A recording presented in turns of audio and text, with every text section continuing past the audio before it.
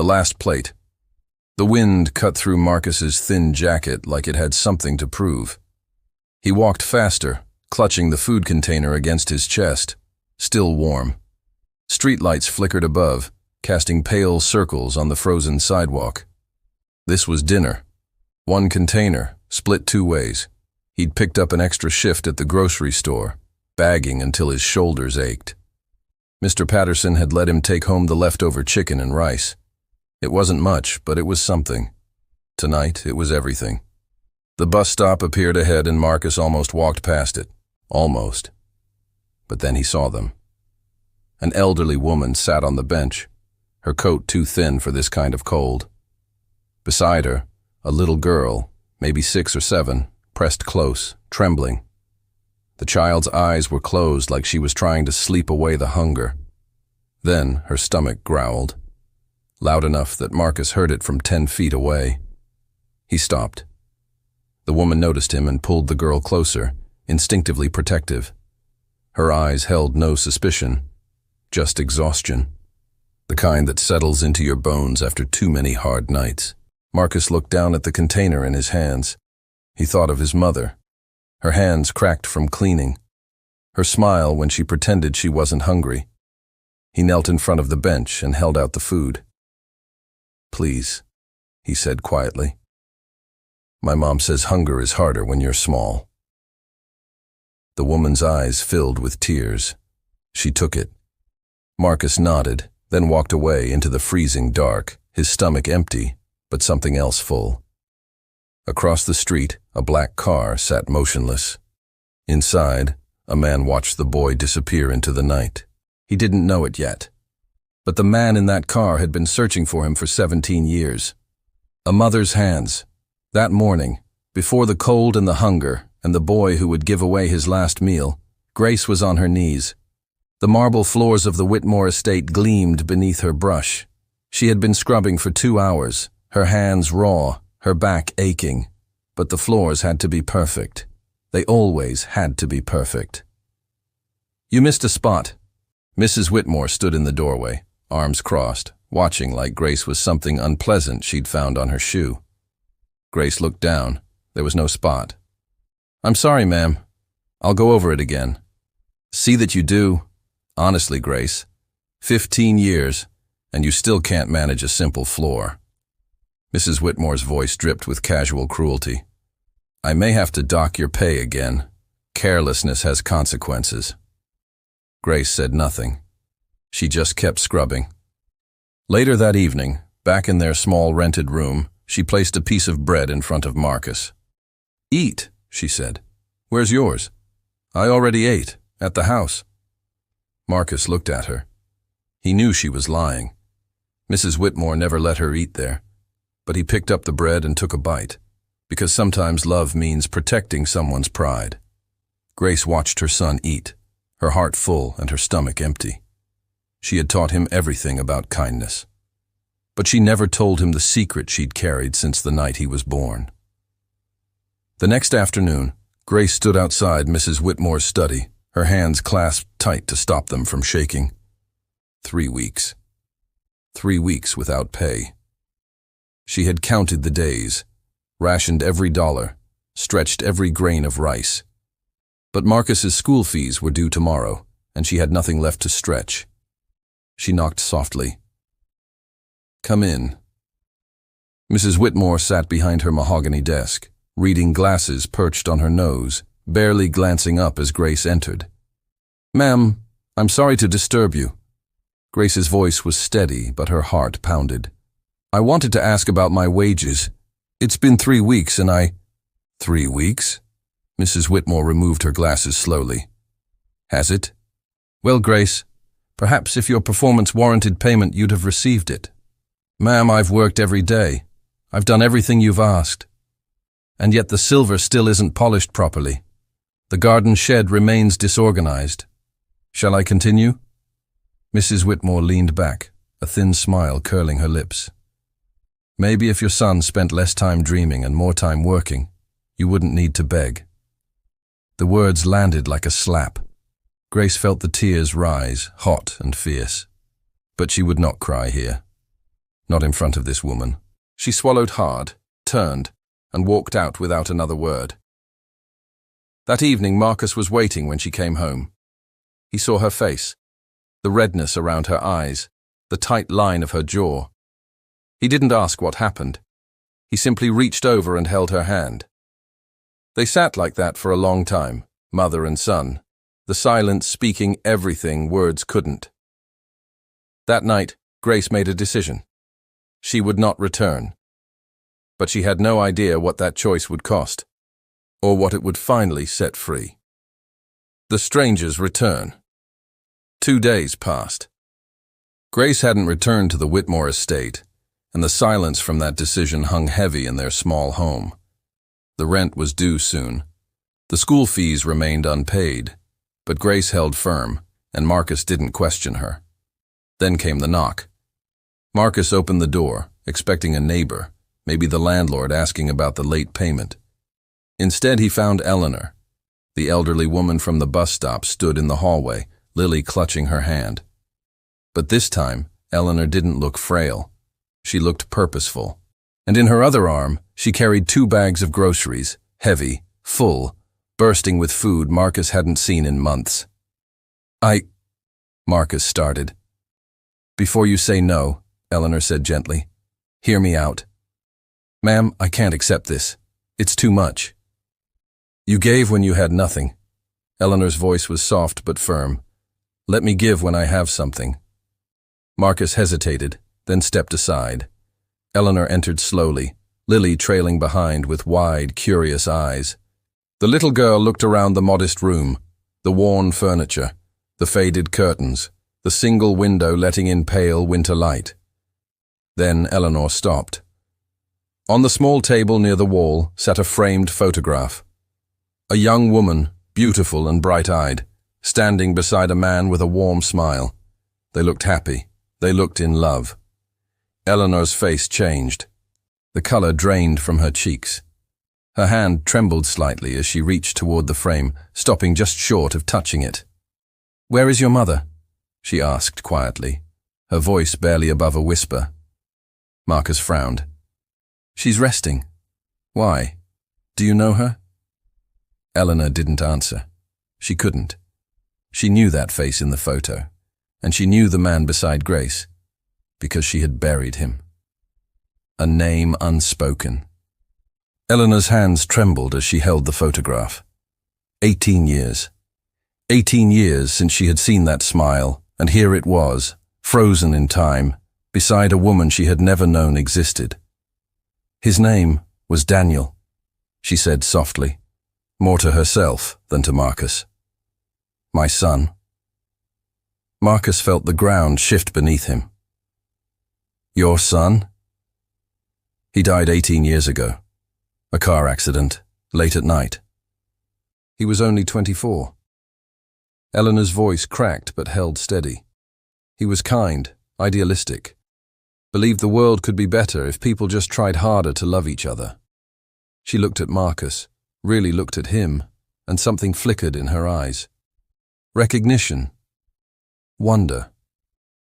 He never told me about her, Eleanor whispered. I never knew. The bedroom door opened. Grace stepped out, her face still tired from restless sleep. She saw the groceries first, then Lily, then Eleanor, and froze. The 2 women stared at each other across the small room, separated by years and grief and a silence that had never been broken. Grace's voice came out as a whisper. You're his mother. Eleanor nodded slowly, tears sliding down her weathered cheeks. Mom? Marcus stepped forward, confusion and fear mingling in his chest. What's going on? Who was he? Grace closed her eyes. She had carried this secret for 17 years, protecting Marcus from a loss he had never known. But now, standing in the presence of Daniel's mother, she couldn't hide anymore. Daniel was your father, Marcus. The words landed like stones in still water. He never knew about you, Grace continued, her voice breaking. I was going to tell him. I was going to tell him the night he died. But he never came home. Marcus stood motionless, his world rewritten in a single sentence. Lily tugged his sleeve, confused by the tears and silence. Eleanor reached for Grace's hand, two strangers bound by the same ghost. But Eleanor knew something Grace did not. Daniel had told someone about her, someone powerful who had been looking for them ever since. The billionaire's burden. 43 floors above the city, Vincent Hale sat alone in the dark. The penthouse was silent. No staff, no visitors. Just the hum of the heating system and the weight of memories he could never escape. In his hands, he held a photograph, creased, faded, worn soft at the edges from years of handling. Two faces smiled up at him. Daniel, young and hopeful, standing beside a woman Vincent had never met but had searched for endlessly. Grace. Daniel had mentioned her only once. One conversation late at night when the brothers were still speaking.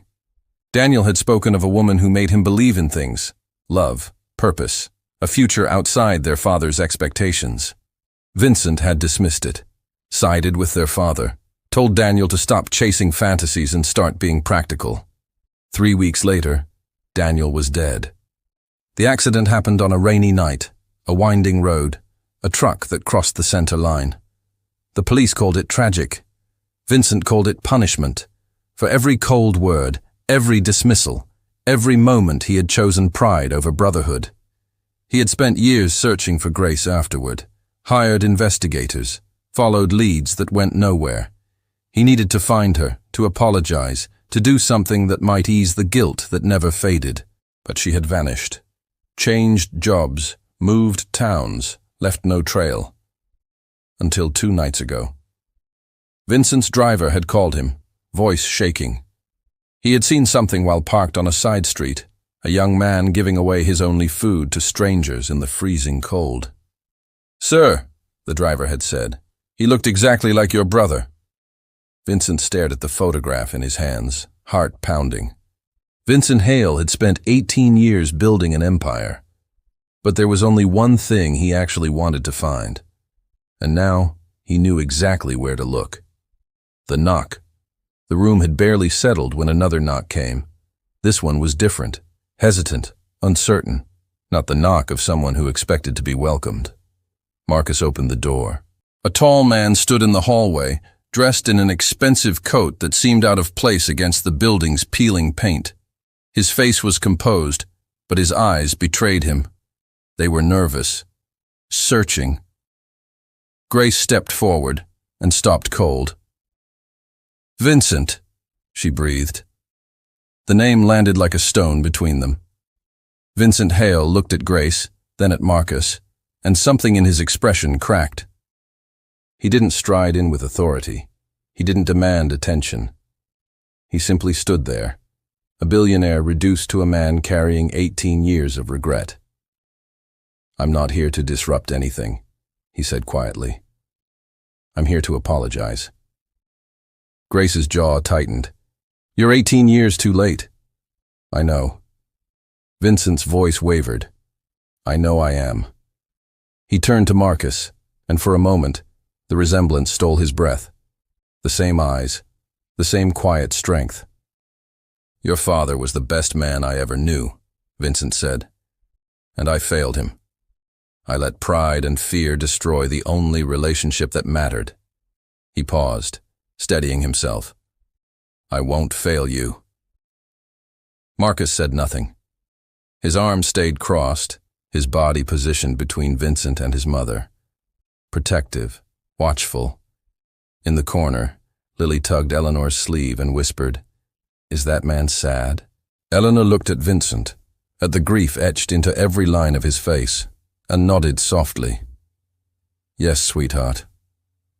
Very sad." The silence stretched thin, fragile as glass. Grace opened her mouth to speak. But before anyone could decide what to do next, the sound of tires crunching on gravel echoed from outside. Mrs. Whitmore's car pulled up below. Power exposed. The door flew open before anyone could reach it. Mrs. Whitmore stood in the entrance, her face twisted with fury. Her eyes swept the room. Eleanor, Lily, Vincent, and finally Grace, and her lips curled into something ugly. "So it's true," she spat. "My maid, entertaining billionaires. How quaint." Grace stiffened. "Mrs. Whitmore, this isn't what? Isn't exactly what it looks like?" Mrs. Whitmore stepped inside uninvited, her heels clicking against the worn floor. "I heard rumors. A wealthy man asking questions about my housekeeper. I thought it was a joke. But here you are, scheming your way into money like the con artist you've always been." "That's enough," Vincent said quietly. Mrs. Whitmore turned to him, sizing him up with the confidence of a woman who had never been challenged. "And who exactly are you?" "Someone who doesn't tolerate cruelty." She laughed, a brittle, hollow sound. "Cruelty? I gave this woman a job for 15 years. I put food on her table. And this is how she repays me? By quitting without notice and spinning lies to wealthy strangers?" She turned back to Grace, venom dripping from every word. "You're nothing. You've always been nothing. And no amount of scheming will change that." The room went silent. Marcus stepped forward, fists clenched, but Grace held him back. Vincent didn't raise his voice. He simply pulled out his phone. "How much is she owed?" he asked calmly. Mrs. Whitmore scoffed. "Excuse me." "Her wages. 3 weeks unpaid, I believe. How much?" "I don't answer to you." Vincent dialed a number, waited, then spoke. "Richard." "Yes, it's Vincent Hale. I'm standing in front of Margaret Whitmore. I believe you're her primary investor." A pause. "We should talk." The color drained from Mrs. Whitmore's face. Vincent listened, nodded, then ended the call. He looked at her with quiet steel. "I suggest you leave. Now." Mrs. Whitmore's mouth opened, closed. For once, no words came. She turned and walked out without looking back. For 15 years, Grace had stayed silent. But tonight, her silence finally spoke louder than any words could. The low before the rise. The door clicked shut behind Mrs. Whitmore, and the room exhaled. But Grace didn't feel relief. She felt something far heavier, something that had been building for 15 years, pressing against her ribs, waiting for a moment of stillness to finally break through. Her knees buckled. Marcus caught her before she hit the floor, guiding her gently to the small couch. She didn't sob loudly. She didn't wail. The tears came silently, streaming down her cheeks as her body shook with the weight of everything she had carried alone. The unpaid wages, the cruel words, the years of swallowed pride, the secret about Daniel, the fear that Marcus would one day look at her and see only what she couldn't give him. It all came flooding out in that quiet, broken moment. Eleanor moved to sit beside her, taking Grace's trembling hand without a word. She didn't offer platitudes or empty comfort. She simply stayed, present, steady, warm. Vincent stood in the corner, watching. His jaw was tight, his hands shoved deep in his pockets. He had spent 18 years believing that money could fix anything, that wealth was power, that success could erase guilt. But standing here, watching this woman crumble under the weight of years he could never repay, he understood the truth. Some wounds couldn't be bought away. Grace looked up at Marcus, her voice barely a whisper. "I didn't want you to know. I didn't want you to carry the loss." Marcus knelt in front of her, his hands clasping hers. His eyes were wet, but his voice was steady. "I'd rather carry it with you than watch you carry it alone." The room fell into tender silence. And then Lily said the thing no adult dared to say, and the child's truth. Lily had been watching from the corner, her small hands clasped together, her wide eyes absorbing everything she didn't fully understand. But children see what adults try to hide. She crossed the room quietly, her footsteps soft against the floor. When she reached Vincent, she tugged gently on his sleeve. He looked down, startled. "If you're his uncle," Lily asked, her voice clear and innocent, "why didn't you come before?" The question hung in the air like a held breath. No one spoke. Eleanor's hand tightened around Grace's. Marcus watched, motionless. Vincent stared at the little girl, at the simple honesty in her face, the absence of judgment, the pure curiosity that demanded truth. Slowly, he crouched down to meet her eyes. "Because I was a coward," he said quietly. "I was afraid, and I let that fear keep me away from people who needed me." Lily tilted her head, considering his words with the seriousness only a child can hold. "But you're here now," she said. "That's not coward." Vincent's composure cracked, just slightly. A tremor in his jaw, a glassiness in his eyes that he couldn't quite blink away. Eleanor rose from the couch and crossed to her grandson's brother. This stranger who carried her son's guilt like his own. She took Vincent's hand and held it firmly. No words, just presence. Healing, fragile and imperfect, began to take root. But the true test of Vincent's change wasn't in this room. It was waiting across town, where Mrs. Whitmore had already made her next move. The accusation. The knock came at dawn, not soft or hesitant like before. This one was sharp, authoritative, the kind that demanded answers. Marcus opened the door to find 2 police officers standing in the hallway, their faces unreadable. "We're looking for Grace Thompson," the first officer said. "We've received a report of theft from her former employer." Grace appeared behind Marcus, her face pale but composed. "Theft? I've never stolen anything in my life. Ma'am, we're going to need you to come with us to answer some questions." Marcus stepped forward, positioning himself between his mother and the officers. "She didn't do anything wrong. This is a lie." "Sir, please step aside." "No." Marcus's voice was steady, but his hands trembled. "I won't let you take her for something she didn't do." Vincent moved quickly. He didn't reach for a lawyer's card or threaten legal action. Instead, he pulled out his phone and dialed a number he hadn't used in years.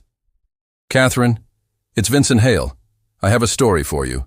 Wage theft, intimidation, false accusations, all connected to Margaret Whitmore."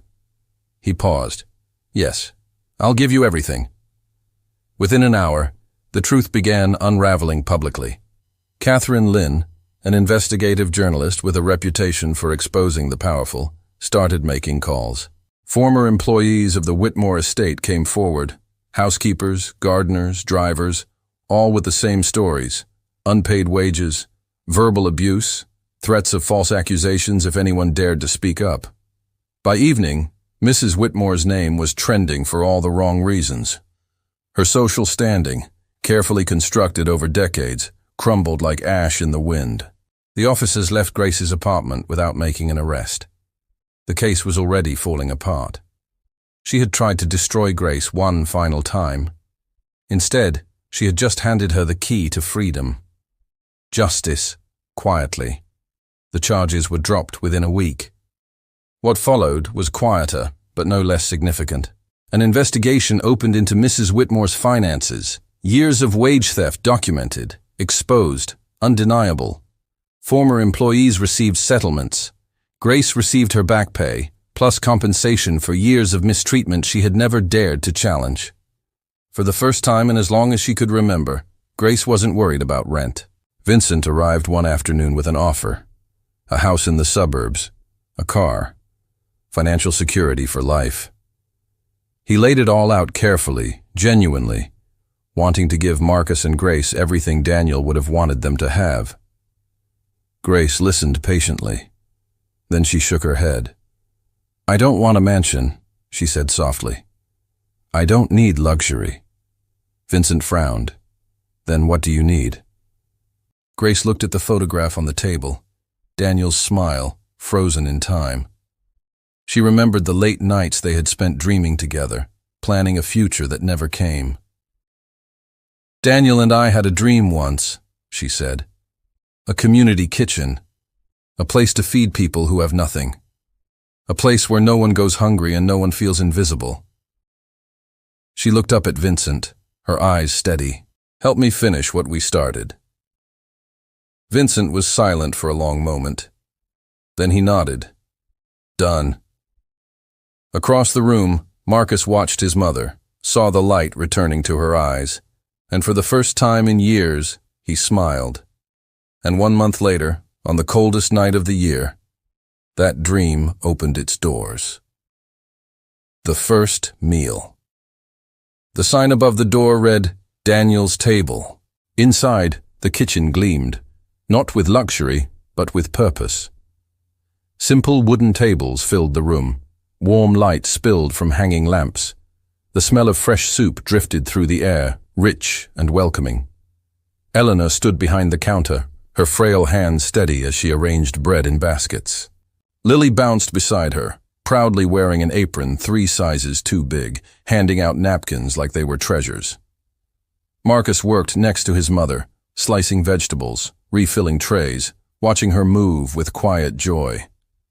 And Vincent, billionaire, recluse, man of towers and empire, stood awkwardly in a borrowed apron, ladling soup into bowls like he had never done anything so ordinary or so meaningful in his life. The doors opened. A young mother stepped inside, 2 small children clinging to her coat. Her eyes darted around the room, uncertain, ashamed. She looked like she wanted to disappear. Grace crossed the room immediately. She knelt in front of the woman, smiled warmly, and said, "You're right on time." The woman's eyes filled with tears. She nodded, unable to speak, and let Grace guide her family to a table. More guests arrived. The room filled with voices, warmth, and the quiet miracle of strangers becoming neighbors. Marcus watched his mother move through the crowd, greeting everyone, remembering names, making each person feel seen. He saw her, finally, at peace. But there was one more thing Marcus didn't know, until his grandmother handed him a letter. A father's words. Eleanor found Marcus in the quiet corner of the kitchen, watching the room hum with life. She pressed a folded envelope into his hands. "Your father wrote this," she said softly, "before he died. He hoped, believed, that Grace was carrying his child. He wanted you to have it, whoever you became." Marcus stared at the worn paper, his heart pounding. He stepped outside, alone beneath the winter stars, and opened the letter. Daniel's handwriting was careful, full of hope. He wrote of love, how Grace had changed him. He wrote of dreams, the life he imagined for his child. He wrote of fear, that he might not be there to guide them. And then, the final line. "Be kind when it costs you something. That's when it matters most." Marcus read it twice, tears streaming down his face. He folded the letter gently, pressed it to his chest, and looked through the window at his mother. She was laughing, surrounded by people she had fed, loved, and welcomed. He whispered, "I think I already knew." Some people measure wealth by what they have. But Marcus, he measured it by what he gave. And on the night he gave away his last meal, he became the richest man anyone had ever known.